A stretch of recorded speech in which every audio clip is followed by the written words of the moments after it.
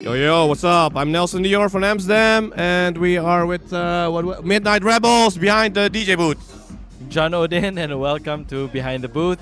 We are going to answer some random questions, so let's go. I'll do it louder. So here are the questions, I think. Oh, I start. Okay. First question. So, John Odin, what tips can you give to upcoming DJs? Tips to upcoming DJs. You've heard this a million times, but stick to your sound. May it be underground or commercial. Stick with your own flair, stick with your own sound, and the rest will follow. Next question for Nelson. Wait. And, fuck it, go to the next question. Okay. Next question for Nelson. What are the biggest challenges facing the Philippines in electronic music and nightlife, as you notice? Well, as most of you guys know, I've been here quite a few times already in Philippines, especially Manila. And you know what I noticed, the music is quite mainstream, commercial, and it's quite hard to introduce new music. You know, they are not always very receptive to new music. So what we have learned in the Netherlands, like as DJ, you always try to do like 50-50, you know? 50% music everyone knows, and then 50 music you like or want to introduce to the people. But that's quite difficult. Even that's quite difficult to do. What I noticed in the Philippines, you know, and I mean the majority of the clubs here are like, you know, they like mainstream commercial music, sing-alongs. I mean, I like it, but you know, sometimes you also want to introduce new music, educate people, and that's sometimes quite hard to do. It is. What I feel like in It is. It is. Yeah.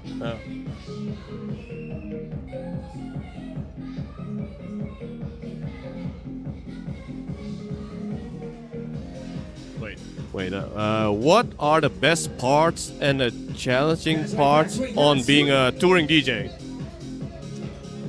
Okay, so the best parts of being a touring DJ is, well, you're exposed to a lot of cultures, a lot of sounds based on the country that you visit. You get to meet a lot of artists and what they play, what they're trying to push. And, well, those are the best parts. The challenging parts is you are going into unknown territory if you are unfamiliar. So you could be going to a country where you assume too much about the genres that they love, but you could be wrong altogether. So that's the challenge of being a touring DJ. Yeah, I agree with that. Next question for Nelson. Who are your top 3 Filipino DJs? Well, definitely, of course, you, John Odin. No, not counted. Number 1 DJ Philippines 2024. No. Huh? Not counted. Not counted. Who are your top 3 DJs excluding me? Who are your top 3 DJs? Oh, that's difficult. Too many people I know here, and first one, Ace Ramos. Shout out. Shout out to Ace Ramos. Good friend, of course, and you know, legend, I think, in the DJ scene here. Who else? I actually like Cove. I mean, you guys doing this Midnight Rebels things, and he keep doing his own thing, you know. And I think a few years ago I met him for the first time in Versus. Yes. And I didn't see him play, but then after that I saw him play, and I saw his Instagram stories, you know, and I noticed he's progressed. He progressed very fast, and he just keep doing his own thing, you know, and that's what I like, you know. And third one, it's difficult. Probably have to say Cat DJ. Cat DJ. Cat DJ. Cat DJ is also what I noticed. How she plays. She also has her own style. You know, a little bit between, you know, not too commercial, but trying to keep it underground, yeah. but also trying to push it towards the genre. I think house is her thing more. I feel like she's trying to push it more that way. So yeah, those 3. Next question. It's your turn. I picked the Really? top 3, right? Pick this Or did you pick it? I picked one. What? Your turn. Oh, okay. What were your highlights from Exchange Asia at ADE, and what can we expect next year? But I feel like Well, the last part is more for me, yeah, or also for you a little bit, I for guess. both of us, I guess. Yeah. Well, Nelson and Lawrence, and what's the name of your partner? John Masaki. John Masaki have been very kind enough to accommodate all the Filipino artists as well as all the Asian artists from around Asia to come on over to Exchange Asia to showcase their own sound. And my highlight was I've been to AD a couple of times, but this is the first time I was able to freely showcase a bunch of EPs, a bunch of originals under their flag. And they've been very accommodating, the whole team from Exchange Asia. And I really do hope more Filipinos will come over next year to support the event because it is an ever-growing community. Yeah, I don't think I agree with you. You know, we need more Filipino DJs at ADE, and not only to have them at ADE Exchange Asia. I mean, but just in general, you know, just at ADE, we need more exposure, more Asian DJs. That's what I also trying to do with Exchange Asia now. You know, the thing I hear a lot with ADE is that it's always the same lineup. You know, It's always the same lineup. especially the big club events, the festivals like AMF and other stuff. It's always the same guys, you know. And there's just not enough Asian representations, I feel like. So that's why I also shifted what we do with Exchange Asia, right? So to try to have a full Asian lineup, introduce Asian DJs locally or globally, you know. I heard this one thing, you know, at AD from a guy, you know, that there was a promoter.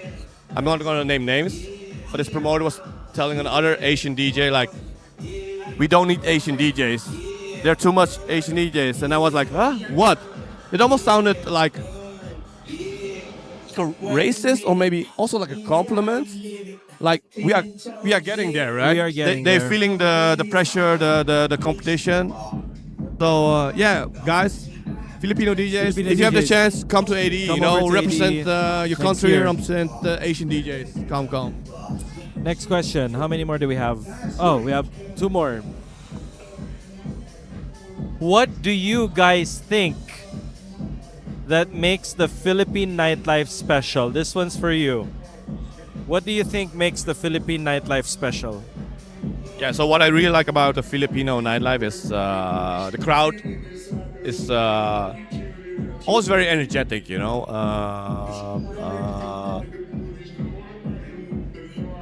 Energetic, they like sing along with a lot of stuff, you know. They got a lot of energy somehow, you know. It's almost like in Europe you have the UK people that are the most energetic. So when I play in Europe and I have UK people and they go all crazy, I have that same feeling when I'm playing here in the Philippines, you know. I played in several countries in Asia, and the Filipino crowd is just more.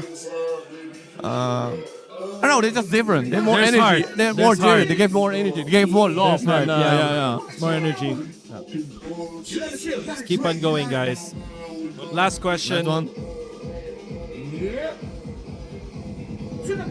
What's your worst one? What's your worst off-night moment? My worst off-night moment, which I saved. I was playing a festival, and In Philippines? in the Philippines. Okay. And I got a bit too drunk, and I did not queue up. And on the drop, I actually mixed in the same song into the previous song.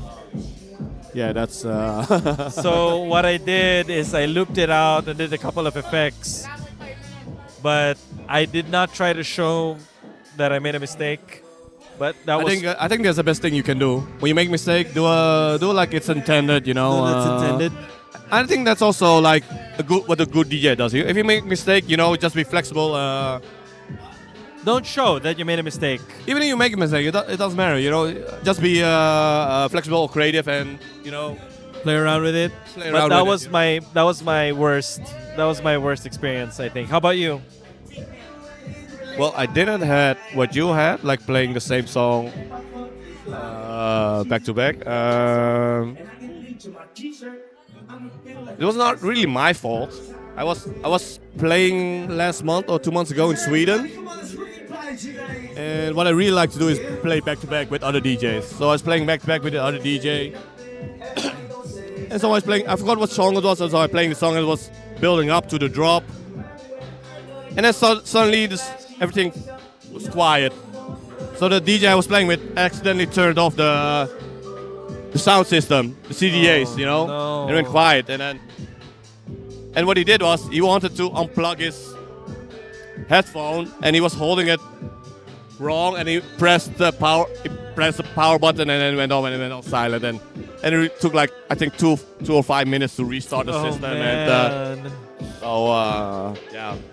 Well, anyway, there you have it, guys. I'm with Nelson from Amsterdam, and this is Behind the Booth.